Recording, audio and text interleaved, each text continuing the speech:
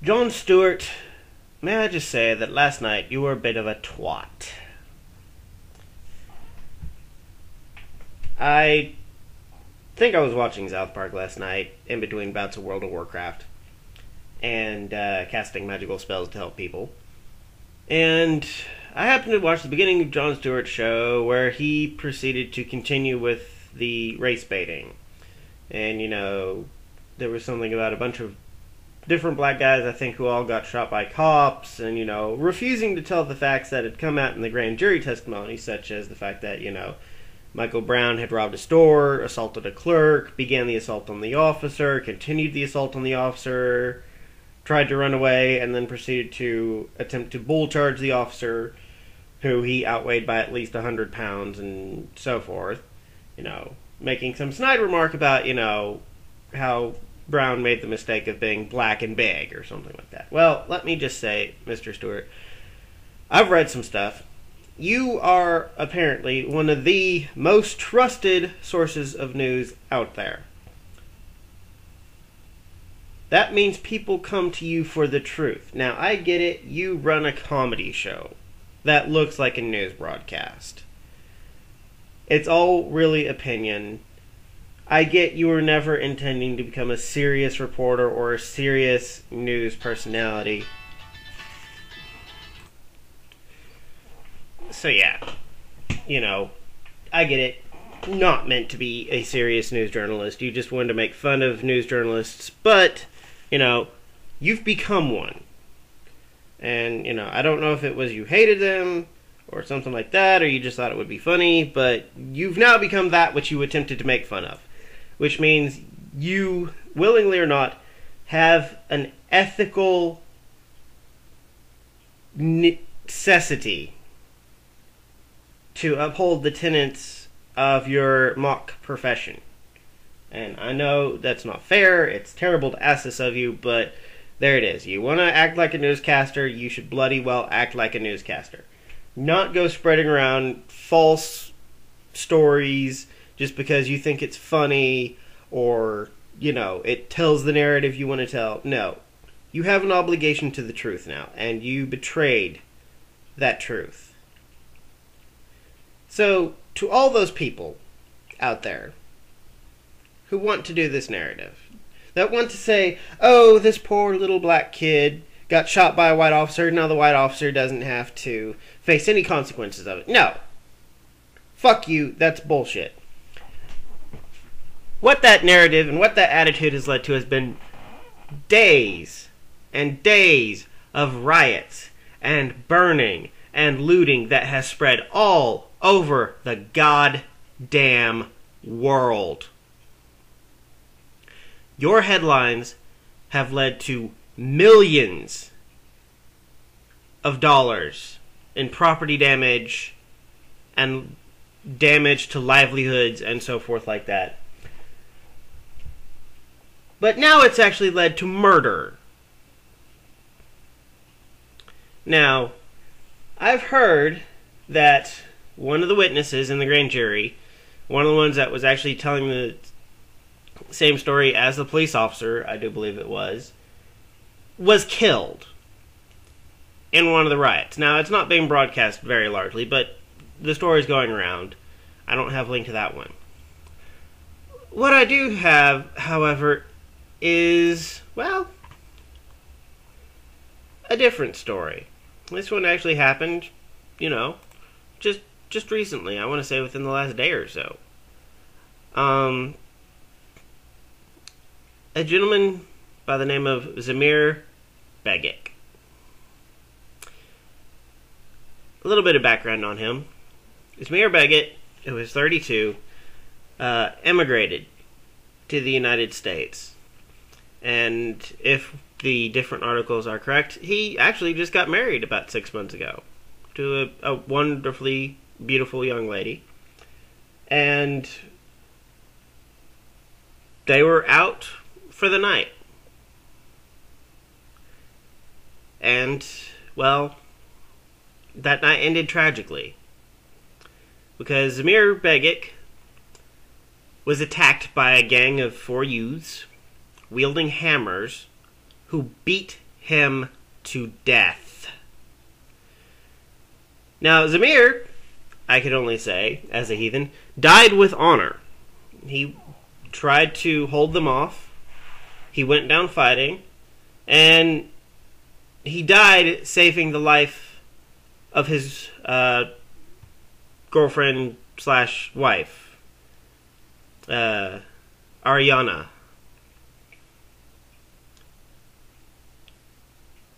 Of course, you know, I'm getting this from the Huffington Post, or at least I discovered this because of the Huffington Post, in the article titled, "Fiancé of Zamir Begic, Men Killed in Hammer Attack. He Gave His Life Up for Me." Now, the Huffington Post, you know, won't mention the identities of the 4 teens, except as far as one was 15, one was 16. Those were the 2 that were caught and arrested. A 17-year-old turned himself in later that same day. The 4th one is still at large as of Monday. Now, this has understandably gotten the Bosnian community rather up in arms. You know, one of their own just got brutally murdered. Of course, you know, they managed not to burn down their own town, but, you know, the Bosnians are up in arms. The police, of course, are eager to deny there was any racial motivation to this attack. Sorry, my allergies are killing me today. In fact, I do believe it was. Where did that little article go? I think it might have actually been in the Huffington Post article here. There's video, or at least one of the ones I'm going to link here because there's several articles about this. Shows one of the police officers insisting, "We don't believe there is a racial motivation because there was no indication that these young men who killed him knew he was Bosnian." Okay. You can tell he's trying to play a very tight game, and honestly, I don't blame the officer at this point. Ferguson and that entire area has been ripped apart by racial tensions. The last thing you want to do as an officer of the law is make it worse by saying, yes, this was a racially motivated crime. But 2 points, and one is, if you've read my blog, or I think it's even been touched on in the videos, Bosnian isn't really a race. It's an ethnicity. And yes, I completely agree. There was no evidence that these young men who committed this murder knew that Zamir was a Bosnian. Nor did they care he was a Bosnian. But that's an ethnic group. As a racial group, Zamir is white. And there is a number of evidence to indicate that this was a racial issue. If we go over to the KMOV.com website, which I believe is Channel 4 of St. Louis, judging by their logo, well, you know, they've got here, teen suspect charged as adult in hammer beating death of South City man. Well, what do you know? And I'm taking a picture of it right now, which was what that sound was. And guess what? He's black. Yep. Mm-hmm. Or should I do that the proper way? Mm-hmm. Yeah. Well, let's see here. Alright. So, yeah. As it turns out, at least 2 of the youths involved in the hammer attack are black, and one of them is Hispanic. The race of the one that's escaped is unknown, but I'm guessing he's probably black. So, you know, but I'm not going to state that as fact, I'm going to say, I believe, or in the way that the Huffington Post framed their article, allegedly black. Yeah, the Huffington Post article used the words allegedly quite a bit. For example, quote, Begic and Mujkanovic, the girlfriend, were in their car when the group of teens allegedly advanced on them and began to damage the car. Well, no, I'm pretty sure that you can say the car was damaged. There's no allegedly about that part. And there's no allegedly that the teens advanced, you know. Now, you can say the identity of these people who allegedly killed him, that is the proper use of the term allegedly. But allegedly came into being because we insist on innocence before guilt. So when you talk about somebody, you have to say, allegedly this person did such and such, because you can't state as fact that they did such until it has been proven.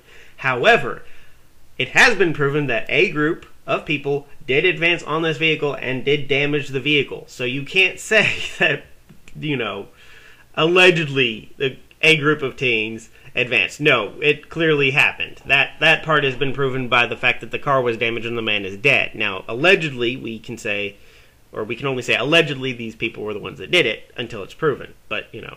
So, allegedly, this man was black, is what I'm going with. But yes. Now, I want to make a point here that this was done with hammers. And as far as I can tell, they aren't stating it was a specific kind of hammer. So I'm guessing it was your average ball-peen hammer. Not like your sledgehammer or anything like that. Or even a war hammer. We're going with your standard short-handled ball-peen hammer that's probably, you know, not even a pound. Now, Zamir was found with injuries to his head, his abdomen, his face, and his mouth. Now, I want you to understand something. The human body is both incredibly fragile and incredibly resilient. And we're talking about hammers that, you know, probably don't weigh a pound being wielded by teenagers, who I'm guessing probably aren't all that strong.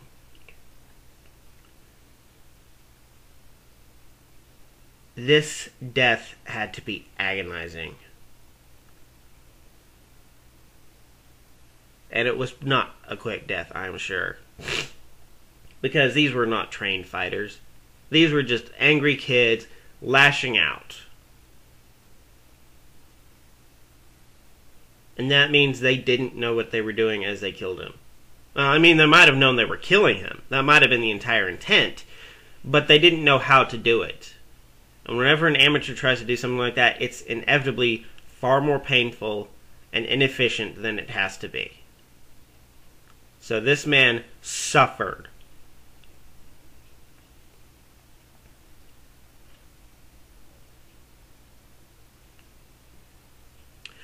By the way, according to the KMOV report, the 15 and 16-year-old were located a short time later and are being charged as juveniles. So only one of these people is being charged as an adult, and that's a 17-year-old. At this point, you know, I wanted to be done with Ferguson. There was the months of protests, which, to my opinion, didn't really need to happen. Yes, we have to have the conversation about the, you know, militarization of the police and them abusing their authority, but, you know, as the facts came out, it was like, okay, you know, we need to calm down on this. As the testimonies were taken by the grand jury and that evidence was put out and the story came out, I came to realize that this, I don't want to say it was a non-issue, but it wasn't the issue people wanted it to be. It wasn't a racist cop gunning down a black kid in the street. It was a black guy assaulting people, which ended up with him assaulting an officer and finally being shot.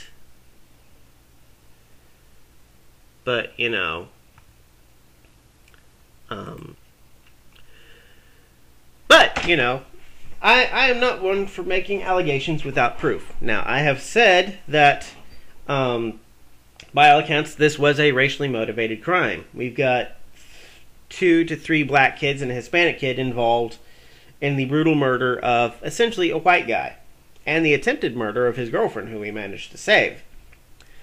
So why am I saying that this was racially motivated? Sure, there's the riots and everybody's making a big deal out of race, but, that doesn't necessarily prove that this was racially motivated. No.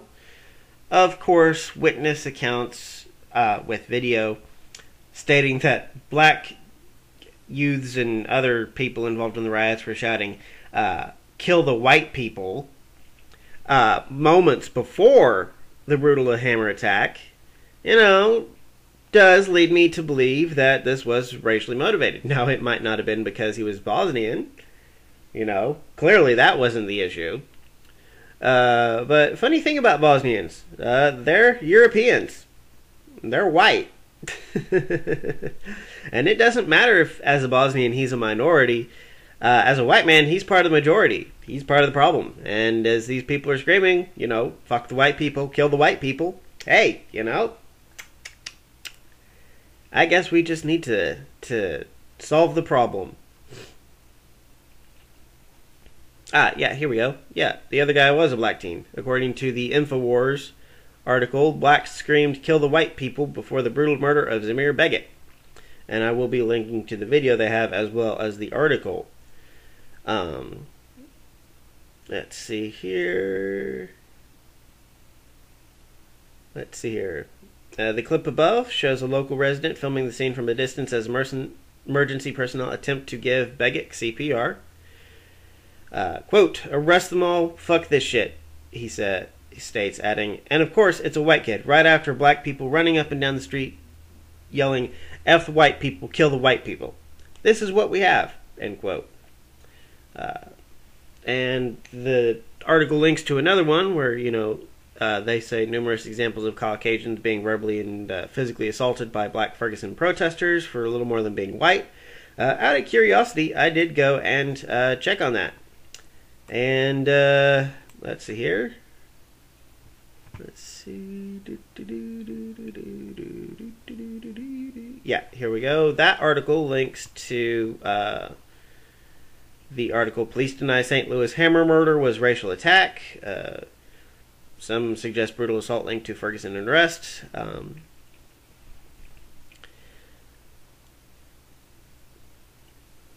Let's see here. Yeah, and it's just one long article about, that exact same thing. Although I will throw this out to the Bosnian community, I have respect for you. Because, quote, unlike demonstrators in Ferguson who looted and burned down stores owned primarily by minorities, Bosnian protesters refused to, quote, damage the neighborhood they built, end quote. So respect. Respect on the Bosnians there. They at least are intelligent enough not to burn down their own homes because they're angry. So, yes. Of course, in the aftermath of this, many have pointed out that our beloved president, who has been on the forefront of commenting on Ferguson, has, at the moment, failed to mention anything about Mr. Begic, his murder, or the fact that it's not going to receive near the media attention that Michael Brown did. And it's got some Twitters here, which I will post a couple of pictures of. But, quote, so, at Barack Obama is going to talk about Ferguson tomorrow. Will he talk about the murder of Zamir Begic? No. Hashtag justice for Zamir.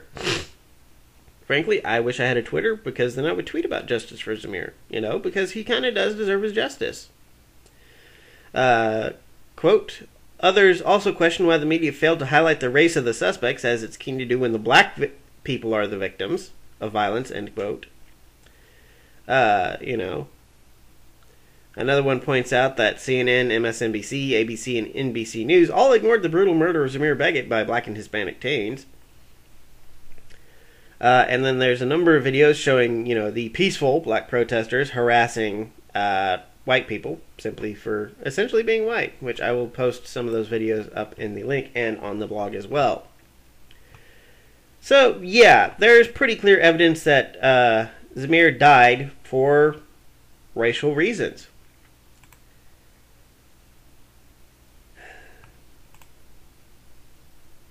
And I'm tired of it, you know?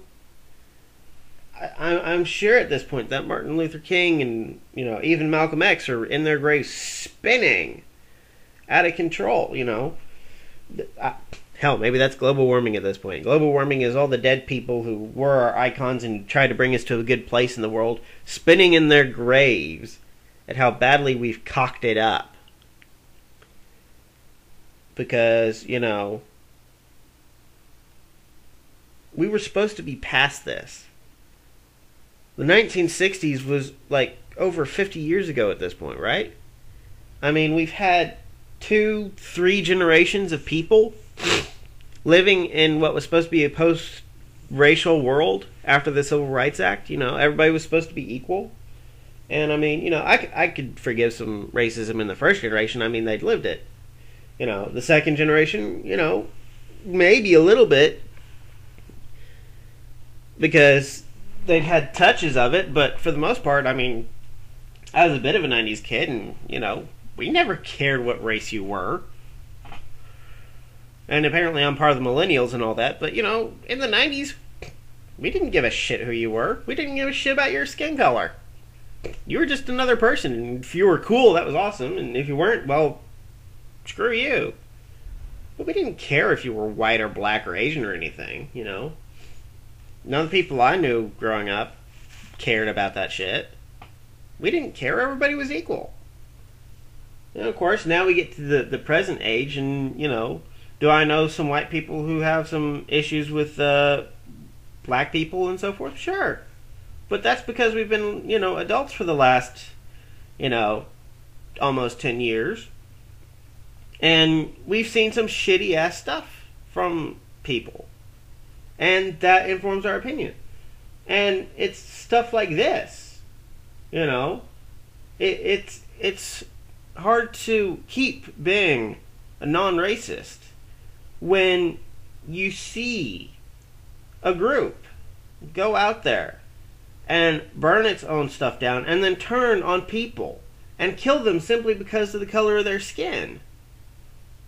Zamir had done nothing to these people. The Bosnians had done nothing to these people. Hell, white people hadn't done anything to these people. The only thing that had been done to these people is a black man assaulted an officer, got killed, and in a wave of self-righteous fury decided, we're gonna burn this bitch down and we're gonna go kill white people because that'll make us feel better. Now, you can make all these arguments about, economics and racism inherent in the system and so on and so forth. But you know what? People have dealt with that shit all their lives. People have dealt with that shit throughout humanity. The human record is one long story of people taking a system that's supposed to keep them down and finding a way to work with it to make something out of themselves.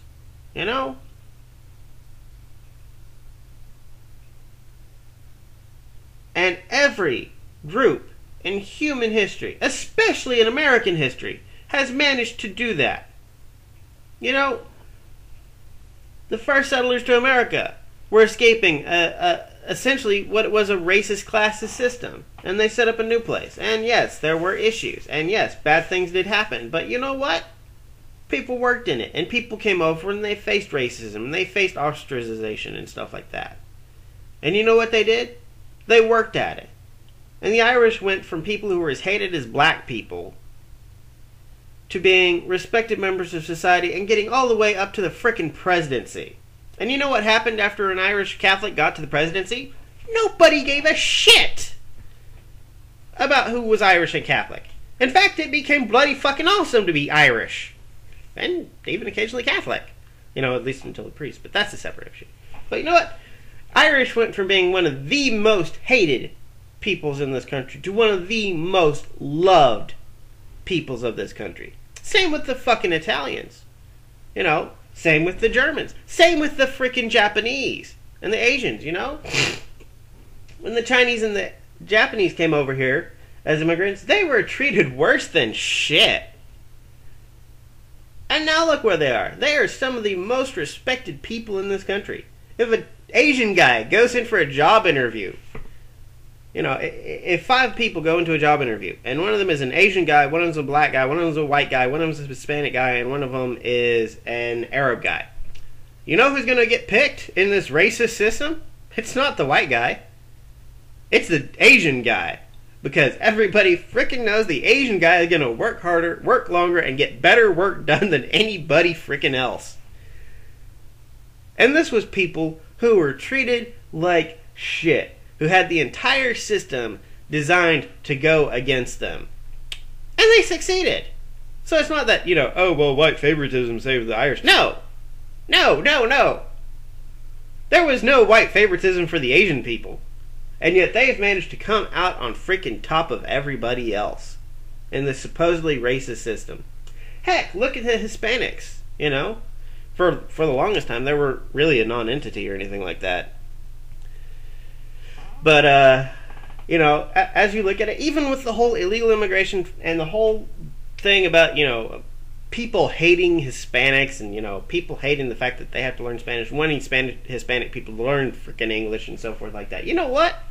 Hispanic people are coming over here, and they're working hard, and they're making names for themselves, and they're rising in society.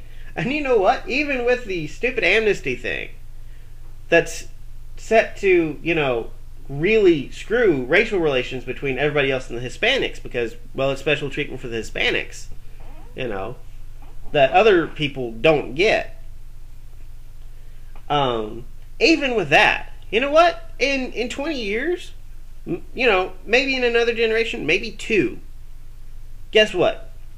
We will have a Hispanic president, and nobody will give a shit about the fact that somebody's Hispanic anymore. If that long. Because they are working hard. They are part of the system. You know, the system may be the problem, but they are working in that problem to create a solution. And you know what? Things have changed.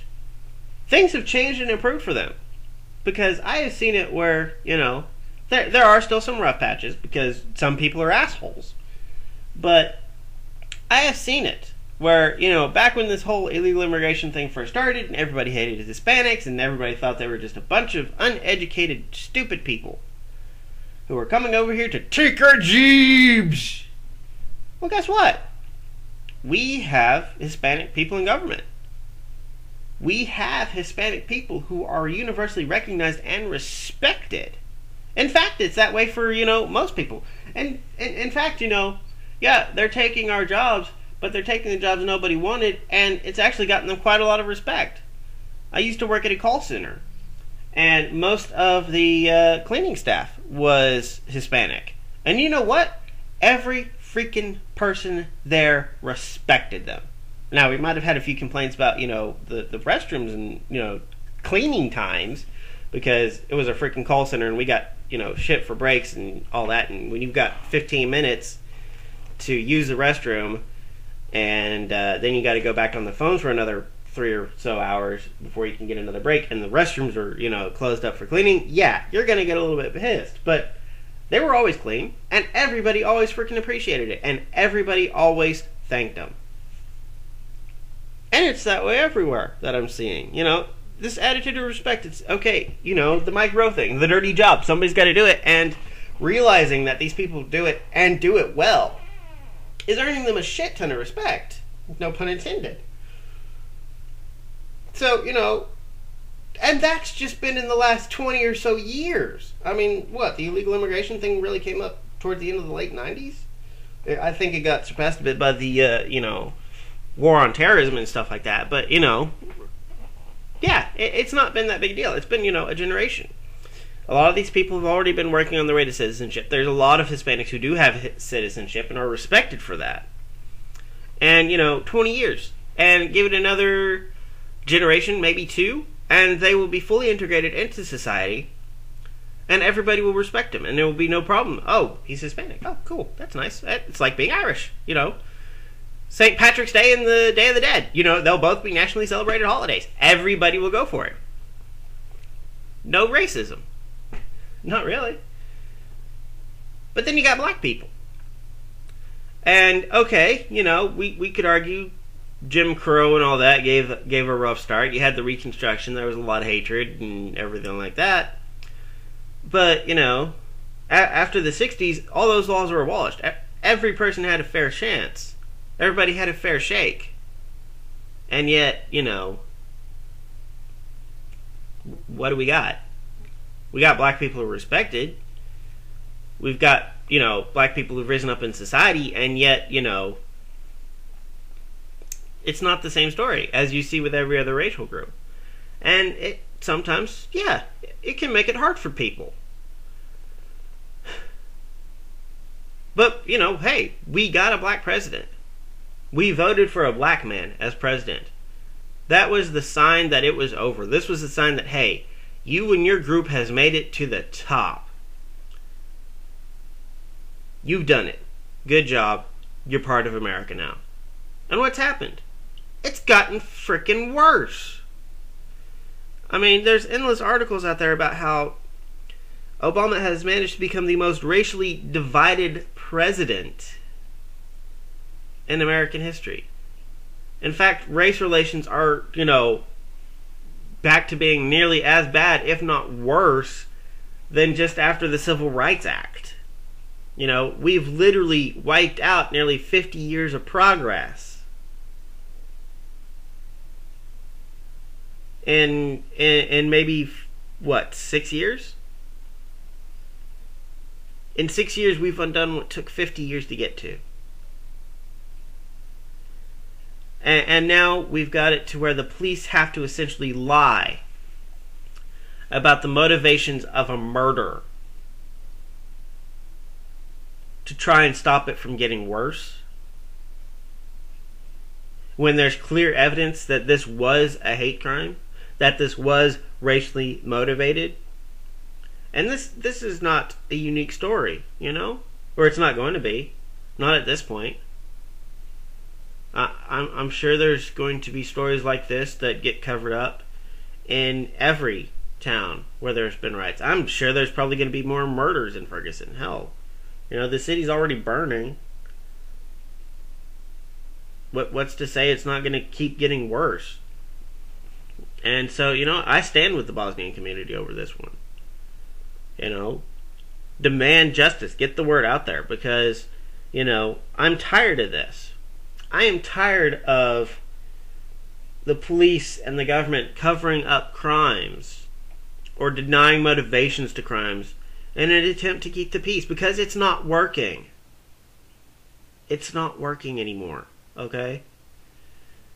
Ferguson has taught us a lot, and, the lessons we were supposed to learn was about, racist cops and a militarized police force that just guns down people in the street. But, the evidence doesn't support that story. You know what the evidence does support as a story? That an entire community will take a story as an excuse, even when it's a lie, as an excuse to destroy their own homes and start murdering people and harassing people and attacking people because of the color of their skin. And it's not white people doing it to black people. We're supposed to be equal. That means everybody gets equal access to being charged with hate crimes when they do racially motivated things. It's time to stop giving a free slide on this crap, But, maybe I shouldn't be surprised. I mean, the hero of this story is Michael Brown, a criminal who assaults people and stole shit because he wanted to. Because he felt he had the power, or he felt he had the right. And eventually, as happens with anybody who steps on one of those types of paths, he ran into somebody who eventually had the power to stop him. And yes, that stopping occurred as an act of self-defense, but it was inevitable.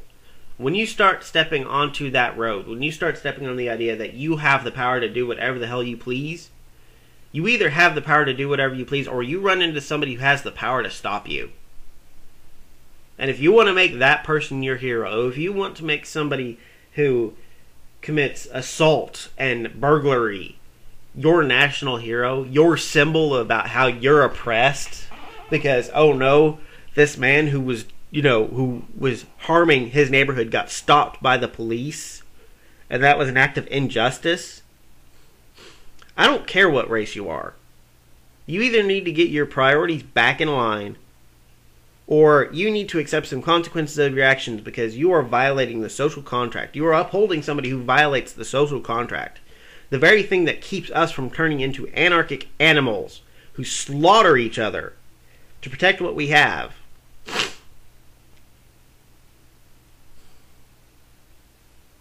But hey, if that's what you want to do, that's fine.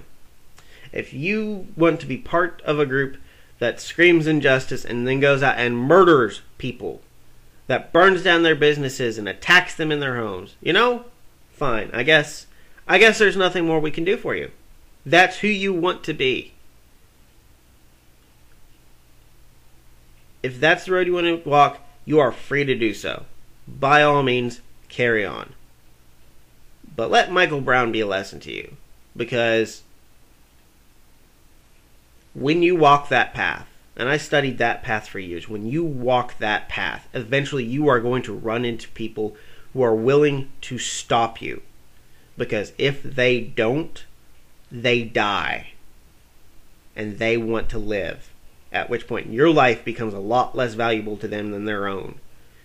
And you can scream racist as much as you want, and you can scream oppression as much as you want, and for a while that will work, I'm sure I'm going to get derided as a racist for this video. But that doesn't stop me anymore. And eventually it's going to stop working on other people, because people are eventually going to reach the place where the word racist doesn't have power over them anymore. They're going to reach the point in time where the threat of ostracism, or the act of ostracism, no longer works, because they have already been ostracized. They're already outside of the acceptable part of society. Therefore, they have nothing more to lose anymore. So screaming that word at them has no power, because they'll be in with a bunch of people who've been screamed at with that word too, and who realize that word is meaningless. Realize that a racist is quickly becoming not somebody who hates somebody because of the color of their skin, but is somebody who, because of the color of their skin, is not allowed to defend themselves or voice an opinion or have freedoms. A racist is quickly becoming not a bad member of society, but a member of society who is not wanted, who has no rights, who is a second-class citizen. And if you make enough second-class citizens, they tend to rise up to get their rights back. And they tend not to be very merciful against people who put them there. So, if you want to stop it, stop the riots, stop the killings, accept some responsibility, and accept the truth that came with the evidence. And you know what? There are plenty of people out there who are perfect examples of police brutality. You could use them, and you'd have a case. But this wasn't it. And all that this is left, and all this is brought with the riots, and people like Jon Stewart who are going around telling the story, and people like Obama and Holder and all them who've not done anything to solve the problem or stop the violence. All these people who continue to impart this narrative of, oh, this poor innocent black guy who got shot by a cop. Black men killed by white men. So, that's only going to lead to one place. And that's going to be, oh, well, white men are a threat, or white people are a threat, so let's get rid of the white people. Just stop it. This had nothing to do with black and white. Blue on black? Maybe. But not black on white. And certainly not innocent struck down. The cop was the innocent guy. The cop was the guy who got assaulted in his own car because he asked Michael Brown to walk on the sidewalk so he could clear the street so the officer could get to an emergency call.